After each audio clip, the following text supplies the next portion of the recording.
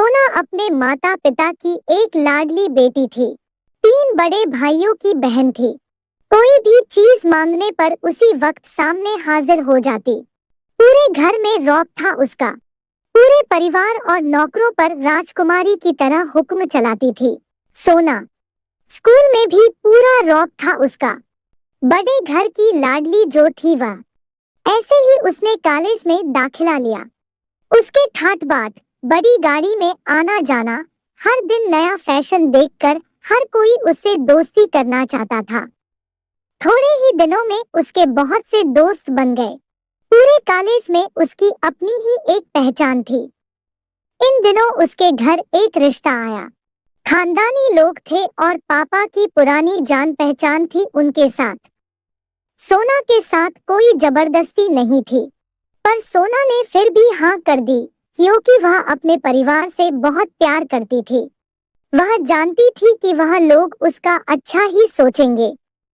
लड़के का नाम राज था। राज काफी पढ़ा लिखा और समझदार लड़का था। ससुराल वाले भी बहुत अच्छे थे। ससुराल में सोना की जगह वैसी ही थी जैसी कि मायके में। कोई भी कार्य सोना की सलाह के बिना नहीं होता था। सबकी लाडली बहू बन गई थी वह। फिर उसके घर एक बेटे का जन्म हुआ, जिसका नाम सुमन रखा गया। सोना उसे जान से भी ज्यादा प्यार करती थी। पोता पाकर ससुराल वाले तो फूले नहीं समाते थे। सोना कभी कभी सोचती कि उसकी किस्मत कितनी अच्छी है। उसका हर अपना उसे कितना प्यार करता है। चाहे जीवन में कैसा भी समय आए, मेरे अपने हमेशा मेरे साथ है। मैं कभी अकेली नहीं हो सकती। कितनी खुशकिस्मत हूँ मैं। पर शायद सोना की खुशियों को उसकी अपनी ही नजर लग गई थी। एक दिन वह मायके जाने की जिद कर बैठी। राज को बहुत काम था, लेकिन वह फिर भी उसे ले गया। रास्ते में उनकी गाड़ी अन्य गाड़ी से टकरा गई। सोना, राज और सुमन बहुत बुरी तरह से जख्मी हो गए। काफी दिनों के इलाज के बाद राज और सुमन तो ठीक हो गए, लेकिन सोना पूरी तरह ठीक ना हो सकी। सर पर चोट लगने के कारण वह अपनी आंखों की रोशनी खो बैठी। अब सोना की किस्मत जैसे उल्टे पांव चलने लगी। मायके वाले कुछ दिनों तक उसे मिलने आते रहे, फिर कभी कभार फोन ही करके पूछ लेते कि अब कैसी हो। धीरे धीरे ये सिलसिला भी कम हो गया। ससुराल वालों की सहानुभूति भी कम होने लगी। घर में किसी को पास बैठने के लिए कहती तो जवाब मिलता, बहुत काम है, अब तुम भी हाथ नहीं बंटा सकती। राज भी चिड़चिड़ा हो गया था। बस सुमन ही था उसके साथ, जिसके साथ हंसते खेलते उसका वक्त गुजरता। एक दिन सोना के हाथ से कुछ सामान गिर गया, जिसकी वजह से सुमन को हल्की सी चोट लग गई। सोना के सास ससुर ने सुमन को उससे अलग कर दिया कि कहीं उसके ना देखने की वजह से बच्चे का कोई नुकसान ना हो जाए। सोना अंदर से टूट चुकी थी।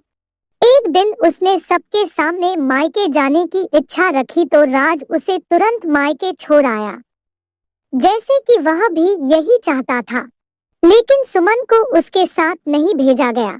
सोना कभी सुमन से दूर नहीं रही थी, पर अपनी कमी के कारण उसने ज्यादा बहस नहीं की। सोना को लगा कि वह 3-4 दिन वहां रहेगी तो थोड़ा हवा पानी बदल जाएगा, क्योंकि वह कितने दिनों से कहीं भी बाहर नहीं गई थी।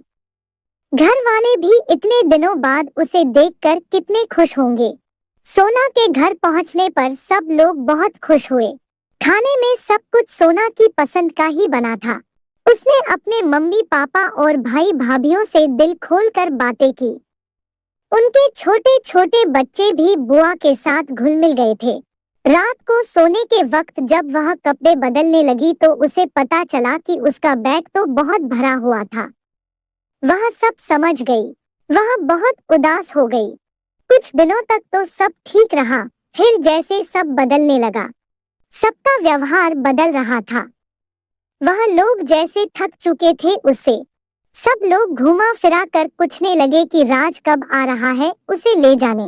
वह बहाना बना देती, जबकि वह जानती थी कि उस घर में अब उसके लिए कोई जगह नहीं। सोना से चलते वक्त कुछ ना कुछ नुकसान हो जाता।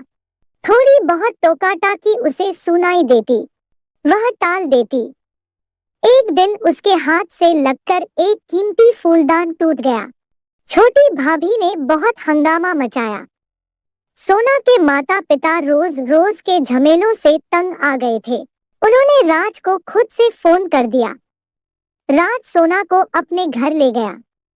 सोना को अपने परिवार वालों से ये उम्मीद ना थी। जिस सोना के कहे बिना घर में एक पत्ता भी नहीं हिलता था, उस घर के लिए वह अब बोझ बन चुकी थी। राज के साथ ससुराल आते वक्त वह बहुत खुश थी, क्योंकि वह अपने घर जा रही थी, अपने जिगर के टुकड़े सुमन के पास। परंतु यह खुशी भी कुछ पल की ही थी। सारा बंदोबस्त पहले ही किया हुआ था। सोना को सीधे ऊपर वाले कमरे में पहुंचा दिया गया। सुमन से दूर रहने की सख्त चेतावनी दी गई। एक कांवाली लता को उसकी जिम्मेदारी सौंपी गई, जो उसके खाने पहनने जैसी जरूरतों का ध्यान रखती। सोना ज्यादातर चुप ही रहती, कभी कभी कांवाली लता से थोड़ा बतिया लेती। उसके जरिए सुमन का पता चल जाता। सबकी लाडली बेटी और बहू सबके लिए लाडली से बोझ बन चुकी थी। दोस्तों, जब समय अच्छा हो तो सब अपना है, नहीं तो सब पराया। यही है जिंदगी।